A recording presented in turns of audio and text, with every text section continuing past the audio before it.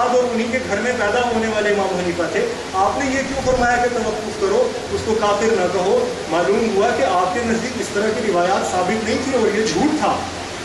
تو میں عرض صرف یہ کر رہا ہوں کہ حضرت حسین رضی اللہ عنہ کی شہادت کی ہولناکی,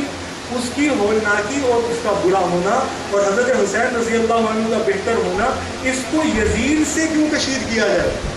اس کو یوں کیوں نہ کہا جائے کہ حضرت حسین رضی اللہ عنہ اپنی ذات اقدس کے اندر دنیا کے سب سے محترم انسان ہیں, آپ کا مقابلہ جس نے بھی کیا وہ ملعون ہے اور آپ خیر پر ہیں, چاہے مقابلے میں یزید تھا یا نہیں تھا.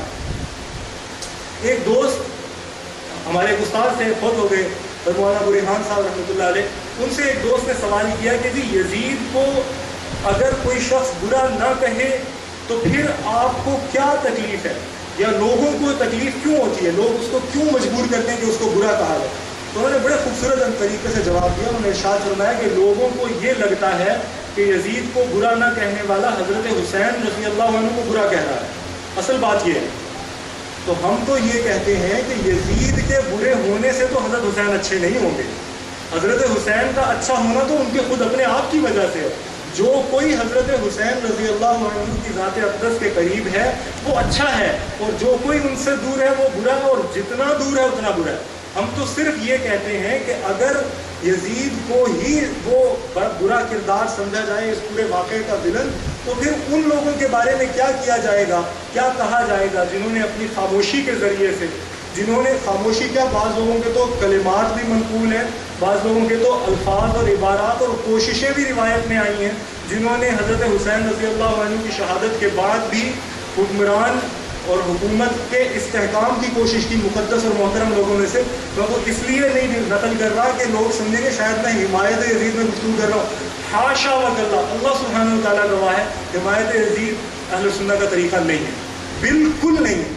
بالکل نہیں ہے, ہرگز نہیں ہے, کوئی ضرورت نہیں ہے اس کی حمایت کرنے کی. ہماری حمایت حضور اقدس صلی اللہ علیہ وسلم کے صحابہ کے ساتھ ہے, اور حضرت حسین تو صحابہ کے بلے سرسبد ہے, وہ پھول جو ٹوکری میں سب سے اوپر رکھا جاتا ہے, ان کے مقابلے میں کسی شخص کو اگر فرض بھی کیا ہو تو ہم اس کی حمایت نہیں کرنا چاہتے. ہماری حمایت تو حضرت انس بن مالک رضی اللہ عنہ کے ساتھ ہے. ہماری حمایت تو ان 60 کے قریب صحابہ سے ہے جو اس وقت زندہ تھے, موجود تھے, لیکن انہوں نے کوئی اقدام نہیں کیا, اور انہوں نے یزید کو حضرت حسین کا قاتل نہیں ٹھہرایا. یزید حضرت حسین رضی اللہ عنہ کے قاتلین کے خلاف پہلی جنگ جو لڑی گئی ہے مختار ثقفی کی طرف سے, وہ صحابہ رضی اللہ عنہ کی جماعت کے گزر جانے کے بعد میں ہوئی, یزید کے مرنے کے بعد ہوئی, اور جس کے اندر بڑے بڑے لوگوں کو قتل کیا گیا. عبداللہ بن زیاد اور شمر کے بارے میں آتا ہے کہ قتل ہوئے. اس مختار نے بعد میں نبوت کا دعویٰ کر دیا تھا, پہلے مہدی ہونے کا دعویٰ کیا اور اس کے بعد نبی ہونے کا دعویٰ کر دیا. یہ ان لوگوں میں سے نہیں ہے جو اہل السنہ کے محترم اور مقدس لوگ ہیں, لیکن ہم یہ سمجھتے ہیں کہ ان لوگوں کے اندر جو لوگ شامل تھے جنہوں نے حضرت حسین رضی اللہ عنہ کا انتقام لینے کے لیے کوشش کی, ان میں یقیناً بہت سے نیک لوگ بھی شامل تھے. بہت سارے لوگوں کے نام آتے ہیں جو صحابی تھے, جیسے میں نے ابھی عرض کیا حضرت ابو طفیل عامر رضی اللہ عنہ جو ہیں, جو 102 ہجری میں فوت ہوئے, جن کے بارے میں یہ سمجھا جاتا ہے کہ وہ روئے زمین پر آخری فوت ہونے والے صحابی ہیں. ان کے بارے میں آتا ہے کہ وہ مختار کے ساتھ شامل تھے حضرت حسین رضی اللہ عنہ کے قاتلوں کے خلاف جنگ کرنے کے لیے. لیکن سوال یہ ہے کہ ابو طفیل رضی اللہ عنہ یزید کے خلاف کیوں نہیں لڑے؟ وہ مختار کے ساتھ مل کر تو لڑ رہے ہیں یزید کے مرنے کے بعد ایک عرصے بعد, لیکن حکومت کے خلاف انہوں نے مزاحمت کیوں نہیں کی, کچھ بات ارشاد کیوں نہیں کروائی, کوئی لڑائی کیوں نہیں کی؟ شاید اس کی وجہ یہ ہو, جیسے اس ممبر سے عرض کیا جاتا ہے کہ حضرات صحابہ کرام رضوان اللہ علیہ مجمعین حکومت کو اس کا ذمہ دار نہیں سمجھتے تھے. وہ سمجھتے تھے یہ کچھ بدباطن ظالموں کا فعل ہے, اور ان بدباطن ظالموں کو اس فعل بد کی سزا دینی چاہیے, لیکن جن لوگوں نے یہ کام نہیں کیا ان کا کیا قصور ہے کہ ان کو بھی اس کے ساتھ شامل کر لیا جائے. لیکن مسئلہ یہ ہے کہ اس کو یوں بنا کر دکھا دیا گیا, ایک بائنری ہے, ایک ہے اور ایک صفر ہے, جو ادھر ہے وہ تو صحیح ہے اور جو ادھر ہے وہ بالکل غلط ہے. اس کے پاس کہنے کے لیے کوئی وجہ اور کوئی دلیل نہیں ہے, اور صرف چند لوگ, سفینۃ النجاح کا لفظ بولا جاتا ہے, ایک کشتی ہے جس کے اندر سوار ہو گئے اور پورا عالم اسلام جو ہے وہ اس سے ہٹ گیا ہے. یہ باتیں حضور اقدس صلی اللہ علیہ وسلم کے دین کے ساتھ کیسے جڑتی ہیں؟ کوئی بھائی ہمیں سمجھا دیں. ہماری سمجھ میں یہ بات نہیں آتی کہ حضور اقدس صلی اللہ علیہ وسلم کا دین اپنی عالمگیر طاقت کے ساتھ, اپنی لازمانی طاقت کے ساتھ, اپنی لامکانی طاقت, کسی جگہ کے لیے نہیں, کسی وقت کے لیے نہیں، ہر جگہ اور ہر وقت کے لیے، کسی زبان اور کسی نسل کے لیے نہیں، کسی قوم اور کسی قبیلے کے لیے نہیں۔ وہ دین اپنے پہلے معہد میں، اپنی پہلی گود میں، اپنے پہلے ادارے میں، اپنے پہلے گھر کے اندر اتنی بری طرح ناکام ہو جائے کہ لوگ ایک عام مسلمان کے قتل کا انتقام لینے کے لیے، حضرت عمر رضی اللہ عنہ نے ارشاد فرمایا تھا پورا قبیلہ ایک مسلمان کو ناحق قتل کرنے پر اکٹھا ہو جائے تو میں اس پورے قبیلے کو قتل کروں گا قصاص کے اندر۔ قرآن شریف میں کہا تھا وَلَكُمْ فِي الْقِصَاصِ حَيَاةٌ، عام مسلمان کے بارے میں کہا تھا۔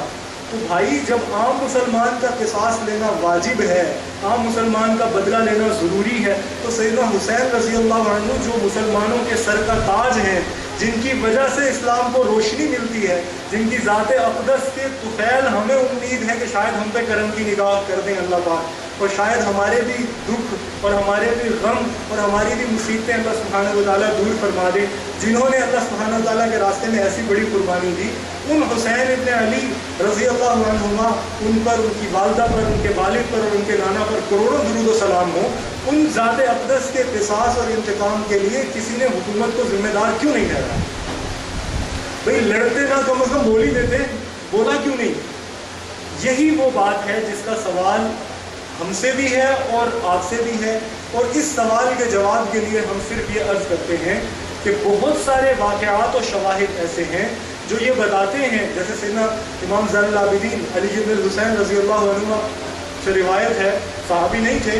نام ان کا علی تھا، لیکن سجدہ بہت زیادہ کرتے تھے، اس لیے سجاد کہلاتے تھے، اس کا مطلب ہے کثرت سے سجدہ کرنے والا۔ عبادت بہت اچھی کرتے تھے، اس لیے ان کو زین العابدین کہتے تھے، عبادت گزاروں کی زینت، گویا عبادت گزار ان کے آنے سے سج جاتے ہیں۔ ان کی ذات اقدس حضرت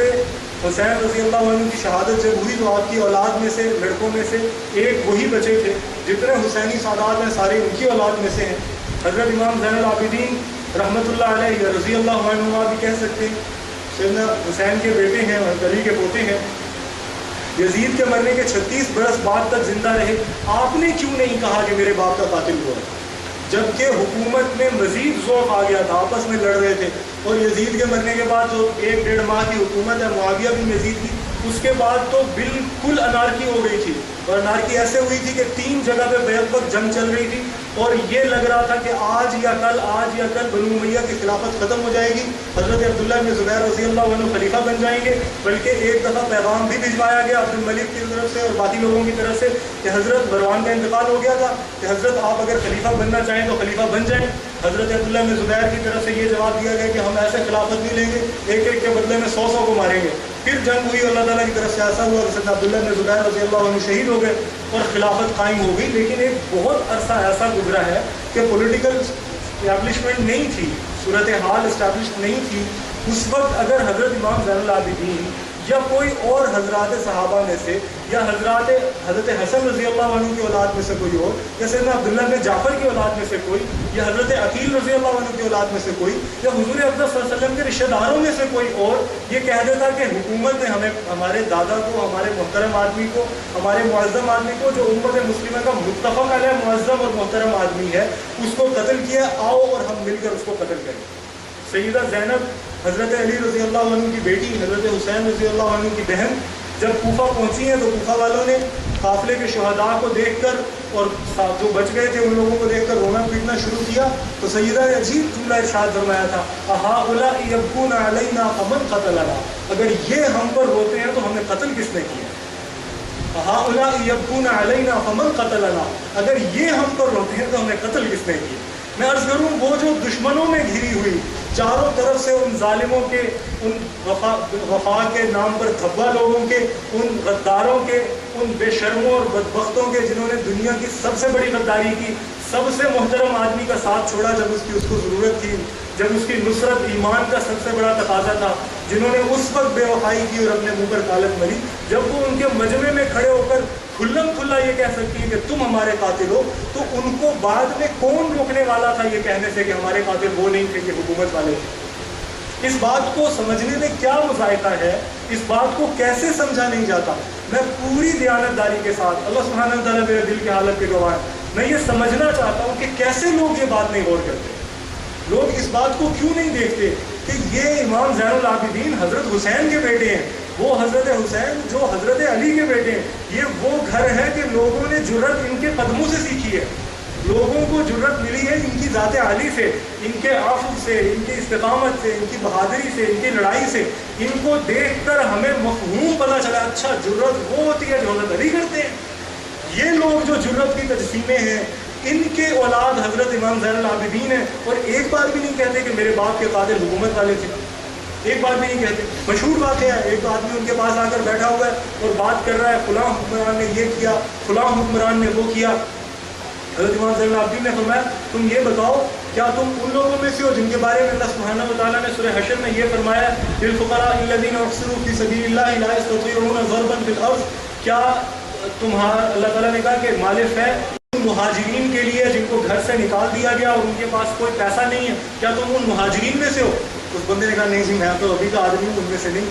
آپ نے فرمایا اچھا۔ اس کے بعد اللہ تعالیٰ نے فرمایا والذین تبوؤا الدار، اور وہ لوگ جنہوں نے مہاجرین کے آنے سے پہلے گھر کو بھی تیار کر رکھا تھا اور ایمان کو بھی تیار کر رکھا تھا، یعنی انصار، تم ان میں سے ہو؟ اس نے کہا نہیں جی میں ان میں سے بھی نہیں ہوں۔ آپ نے فرمایا پھر میں گواہی دیتا ہوں کہ تم ان مومنین میں سے بھی نہیں ہو جو اللہ تعالیٰ نے فرمایا کہ اہل ایمان وہ ہیں، تین جماعتیں ان کی، ایک مہاجرین ہیں، ایک انصار ہیں، اور تیسری جماعت وہ ہے والذین جاءوا من بعدہم، جو مہاجرین اور انصار کے بعد آئے، لیکن ان کا طریقہ کار یہ ہے، ان کا رویہ یہ ہے، ان کا عقیدہ یہ ہے یقولون ربنا اغفر لنا ولاخواننا الذین سبقونا بالایمان، ہمارے رب ہمیں معاف کر دے اور جو ہمارے بھائی ہم سے پہلے ہو گزرے یا اللہ ان کی درجات بلند فرما، ولا تجعل فی قلوبنا غلا للذین آمنوا، ہمارے دلوں میں کسی مومن کے لیے کوئی نفرت چھپا کے نہ رکھ، تو بیٹھ کے فلاں فلاں کی غلطی نکال رہا ہے، تو ان لوگوں میں سے بھی نہیں۔ جو ایمان والے قیامت تک کسی ایک کیٹیگری میں بچے ہوئے تھے کہ صحابہ کے دور کے بعد آئیں تو صحابہ کے لیے احترام کریں تبھی مومن ہوں گے، ورنہ وہ اللہ سبحانہ و تعالیٰ کی بنائی ہوئی تقسیم کے اندر تین درجات مومنین میں سے کسی درجے کے اندر نہیں ہوں گے۔ بس ہر وہ شخص جو حضرات صحابہ کرام رضوان اللہ علیہ مجمعین کے بعد آتا ہے اور جماعت صحابہ کے بارے میں کوئی کسی قسم کا غل دل میں رکھتا ہے اور کہتا ہے کہ فلاں کے اندر یہ خامی تھی یا فلاں میں یہ خوبی تھی یا فلاں نے یہ خطا کی، وہ امام زین العابدین علیہ الرحمۃ والرضوان ان کے ارشاد گرامی کے مطابق وہ حضرات صحابہ کرام کے قریب پہنچنا یا ان سے اپنے آپ کو بہتر سمجھنا تو دور کی بات ہے، وہ اپنے آپ کو اہل ایمان کے گروہ میں شامل کرنے پر بھی ذرا سوچ و بچار کریں۔ یہ بنیادی بات ہے جس کی وجہ سے ایک مختلف یا متبادل رائے پیش کرنے کی کوشش کی جاتی ہے اور اس کو سمجھنے اور سمجھانے کے لیے عرض کرنے کی ایک کوشش ہے جس کو جاری رکھا ہوا ہے۔ میں بار بار پھر عرض کرنا چاہوں گا کہ ہماری محبت، ہماری ولا، ہماری قربانی اور ہماری فداکاری کے سارے جذبات کہنے کی حد تک ہے، پتہ نہیں اللہ سبحانہ و تعالیٰ دل میں بھی پیدا کرے، وہ حضرت محمد مصطفیٰ علیہ السلام، آپ کے صحابہ، آپ کے اہل بیت کی ذوات مقدسہ کے ساتھ متعلق ہیں۔ ایک بزرگ کا قول میں پڑھ رہا تھا، مجھے اس کی حقیقت کا نہیں پتہ لیکن میرا علم ناقص ہے، مجھے اس پر کوئی اعتراض یا اشکال نہیں ہوا۔ انہوں نے کہا کہ اس وقت اہل سنت عالم تھے، انہوں نے ارشاد فرمایا اگر اللہ کے سوا کسی کو سجدہ جائز ہوتا تو ہم اس مٹی کو سجدہ کرتے جو حضرت ابو تراب کے قدموں پہ بیٹھی،